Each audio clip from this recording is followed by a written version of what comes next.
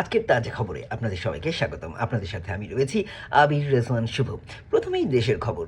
দেশ এখন উন্মাতাল পলিটিক্স নিয়ে নয়, কিংবা সরকার কারা গঠন করবে তা নিয়েও নয়।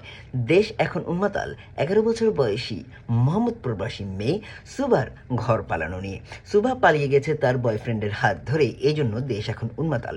ওদিকে আমার মায়ের বরাত দিয়ে জানা যায় 11 বছর বয়সে আমার নাক দিয়ে তখনও হিঙ্গুল পড়তো এবং আমি ঘুমালে মুখ দিয়ে লোল পড়তো। জিজ্ঞাসাবাদের পরে সুভা জানান তার ফেভারিট গায়ক হচ্ছে কাজী নজরুল ইসলাম। তাই শেষ খবর পাওয়া পর্যন্ত জানা যায় সুভা লেটো গানের দলে যোগ দিতে চায়। দেশের খবর ছাড়িয়ে এবারে বিদেশের খবর।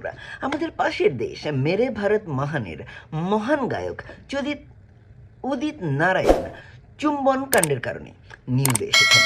দুদিন আগে মুম্বাইয়ে ঘটে যাওয়া কনসার্টে টিপ টিপ বর্ষা পানি গান গাইতে গাইতে স্টেজ থেকে ফিমেল ফ্যানদের উপরে পানি বর্ষণ করেন উদিত নারায়ণ। জি হ্যাঁ, কোনো হোস পাইপের মাধ্যমে নয়, কিংবা তার শরীরের সাথে লাগানো হোস পাইপের কারণেও নয়। এই পানি বর্ষণ হয় উদিত নারায়ণের মুখ থেকে।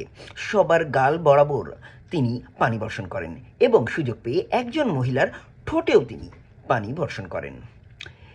জিজ্ঞাসাবাদের পরে উদিত নারায়ণ এবং তার পরিবার থেকে জানানো হয়েছে এটি মোটেও উদিত নারায়ণের ঘটনা নয়, এটি এআই কিংবা ডিপ ষড়যন্ত্রের কাজ।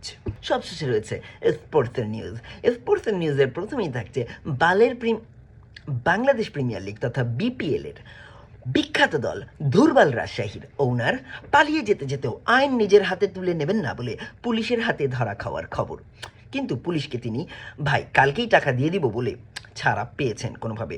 শেষ খবর পাওয়া পর্যন্ত জিজ্ঞাসাবাদের পরে জানা যায় এই সেই আঙ্কেল যিনি চায়ের দোকানে গিয়ে ভাই লিখে রাখেন কালকে দিয়ে দিব বলে চলে আসা সেই আঙ্কেল। এইদিকে হোটেলে আটকা পড়া বিদেশি প্লেয়ারদেরকে বিসিবি রিকোয়েস্ট করেছে বাংলাদেশ দলের হয়ে খেলার জন্য। হামজা চৌধুরীর বরাত দিয়ে তাদেরকে জানানো হয় বাংলাদেশের হয়ে খেলার অনুরোধ। শেষ খবর পাওয়া পর্যন্ত তারা বাংলাদেশ ফুটবল দলে খেলবে বলে জানা গিয়েছে। তাজা খবর শেষ করবার আগে একটি 2 টাকার শায়রি। কুত্তার পেটে সয় না ঘি, কুত্তার পেটে সয় না ঘি, আমি চুমাইলে কিংবা ঘর থেকে পালাইলে তোর বাপের কি। আজকের তাজা খবর এ পর্যন্তই। সামনে আরও কিছু তাজা খবর নিয়ে আপনাদের সামনে হাজির হব।